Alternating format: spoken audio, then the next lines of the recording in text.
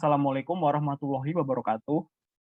Perkenalkan kami dari kelompok 8 yang beranggotakan yang pertama Ali Ridho, yang kedua Alam Syahluhur Pambudi, yang ketiga Richard Maranatha Ginting, yang keempat Nanda Arya Setianingrum, dan yang kelima Vicky Alfandi. Pada kesempatan kali ini, kami akan mempresentasikan hasil diskusi kami mengenai pemberian bantuan hukum dalam kasus Nur Hayati, yaitu seorang pelapor tindak pidana korupsi yang justru jadikan seorang tersangka. Next.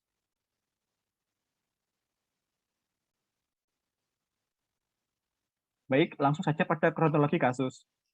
Nur Hayati, mantan bendahara atau kepala urusan keuangan Desa Citemuk, Kabupaten Mundu, Kabupaten Cirebon, Jawa Barat, melaporkan sebuah dugaan tindak pidana korupsi yang dilakukan oleh mantan kepala Desa Citemuk bernama Supriyadi atas dana desa tahun anggaran 2018 hingga 2020 kepada Badan Permusyawaratan Desa atau BPD. Mengetahui hal ini, pihak BPD lantas mengambil tindakan dengan melaporkan kasus tersebut kepada pihak kepolisian. Menyikapi laporan yang didapat, pihak Polres lantas melimpahkan berkas laporannya kepada Kejaksaan. Pihak Kejaksaan menerima berkas dari penyidik Polres dengan tersangka Supriyadi selaku Kepala Desa Citemu. Berkas kemudian diperiksa oleh Kejaksaan yang selanjutnya dilakukan ekspos bersama antara jaksa peneliti dengan penyidik. Dalam proses ekspos ini berlangsung pendalaman terhadap saksi Nur Hayati. Next. Hasil dari proses pendalaman saksi, terdapat 2 alat bukti yang menyebabkan status Nur Hayati berubah menjadi seorang tersangka. 2 alat bukti tersebut sudah diterima oleh Kejaksaan Negeri Sumber pada awal Januari dan Februari. Berdasarkan 2 alat bukti yang ada, Nur Hayati diduga telah bekerja sama dengan Supriyadi dalam perkara kasus dugaan korupsi dana desa. Hingga pada akhirnya, Nur Hayati berubah status dari seorang pelapor menjadi tersangka kedua setelah Supriyadi.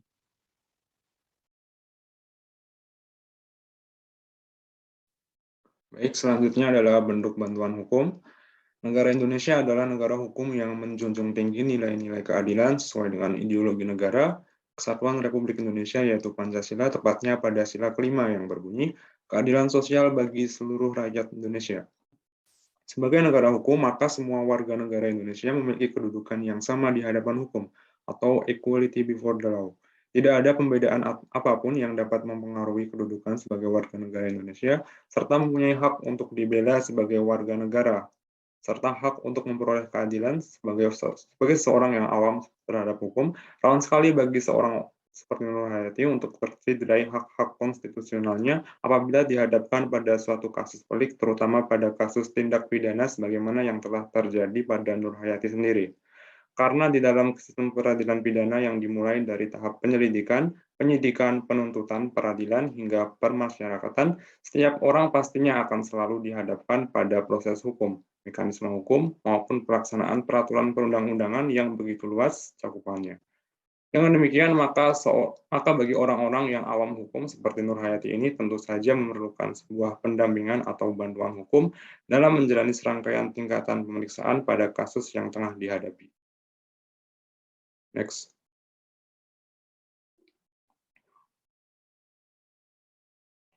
Oleh karena itu, pada kesempatan kali ini terkait dengan kasus yang telah dialami oleh Nur Hayati tersebut, kelompok kami akan memaparkan bagaimana bentuk bantuan hukum yang dapat diberikan kepada Nur Hayati dengan statusnya sebagai seorang pelapor yang kemudian berubah menjadi seorang tersangka. Menurut pandangan kami, bentuk bantuan hukum yang dapat diberikan kepada Nur Hayati adalah salah satunya melalui langkah proaktif dalam memperjuangkan hak-hak konstitusional yang dimiliki Nur Hayati sebagai pelapor yang telah dijamin oleh undang-undang sebagai berikut. Next. Yang pertama adalah Undang-Undang Dasar tahun 1945 Pasal 28G ayat 1. Berdasarkan pada Undang-Undang Dasar 1945 Pasal 28G ayat 1, berbunyi setiap orang berhak atas perlindungan diri pribadi, keluarga, kehormatan, martabat, dan harta benda yang di bawah kekuasaannya, serta berhak atas rasa aman dan perlindungan dari ancaman ketakutan untuk berbuat atau tidak berbuat sesuai yang merupakan hak asasi, menjadi dasar hukum tertinggi perlindungan pelapor dan saksi pelapor di Indonesia. Yang kedua, Undang-Undang Nomor 30 Tahun 2002 tentang Komisi Pemberantasan Tindak Pidana Korupsi, Pasal 15 huruf A, Dalam pasal 15 huruf A UU KPK telah menyebutkan bahwa Komisi Pemberantasan Korupsi berkewajiban memberikan perlindungan terhadap saksi atau pelapor yang menyampaikan laporan atau memberikan keterangan mengenai terjadinya tindak pidana korupsi. Dengan demikian, Nur Hayati memiliki hak untuk mendapat perlindungan dari Komisi Pemberantasan Korupsi sebagai seorang pelapor sebagaimana telah disebutkan dalam undang-undang tersebut.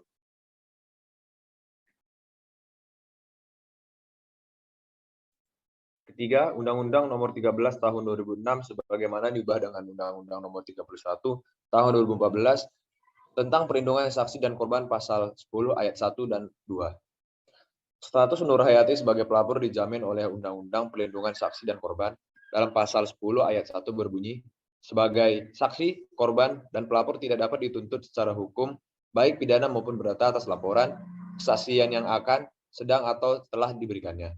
Serta dalam pasal 10 ayat 2 yang berbunyi, seorang saksi juga tersangka dalam kasus yang sama tidak dapat dibebaskan dari tuntutan pidana apabila ia telah terbukti secara sah dan meyakinkan bersalah, tetapi kesaksiannya dapat dijadikan pertimbangan hakim dalam meringankan pidana yang akan dijatuhkan. Dengan demikian, apabila terdapat tuntutan hukum terhadap Nur Hayati, tuntutan hukum itu wajib ditunda hingga kasus yang dilaporkan telah dihapus oleh pengadilan dan berkekuatan hukum tetap. Yang keempat, Peraturan Pemerintah Nomor 43 Tahun 2018 tentang tata cara pelaksanaan peran serta masyarakat dan pemberian penghargaan dalam pencegahan dan pemberantasan tindak pidana korupsi pasal 2 ayat 2 huruf E jungto pasal 12.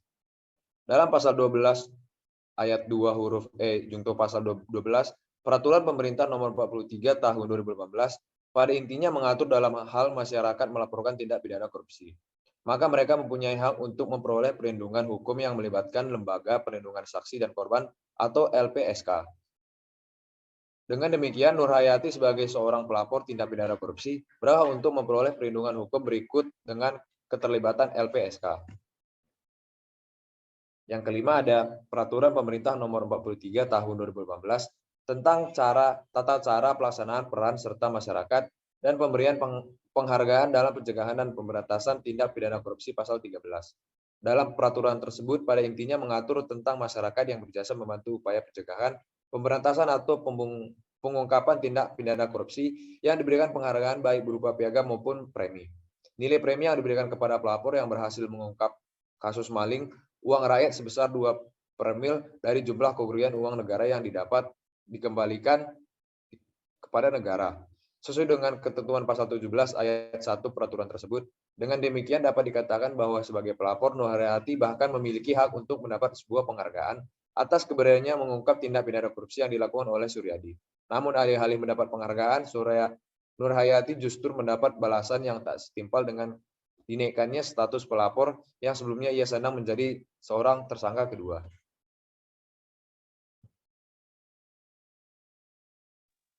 Baik, yang selanjutnya adalah Surat Edaran Mahkamah Agung Nomor 4 Tahun 2019 tentang perlakuan bagi pelapor tindak pidana atau whistleblower. Dalam peraturan tersebut, dijelaskan bahwa partisipasi publik sangatlah penting untuk mengungkap kasus kejahatan yang bersifat serius seperti tindak pidana korupsi, terorisme, tindak pidana narkotika, pencucian uang, perdagangan orang, maupun tindak pidana lainnya yang bersifat terorganisir yang menjadi ancaman serius bagi stabilitas dan keamanan masyarakat. Maka dari itu, negara akan menjamin perlindungan hukum bagi orang yang mengetahui, melaporkan, dan atau menemukan suatu hal yang dapat membantu aparat penegak hukum untuk menangkap tindak pidana tersebut. Dalam hal ini, Nur Hayati dapat dikatakan berhak mendapatkan perlindungan hukum oleh pemerintah karena perannya dalam membantu mengungkap kasus korupsi Kepala Desa Citemu. Namun, alih-alih mendapat perlindungan hukum, ia justru ikut terseret ke dalam kasus tersebut dan ditetapkan menjadi tersangka kedua tanpa adanya bukti yang jelas. Tentunya yang dilakukan oleh Nur Hayati adalah hal yang wajar dan tidak menyalahi aturan karena merupakan hak dari masyarakat dalam upaya pencegahan dan pemberantasan tindak pidana korupsi. Next.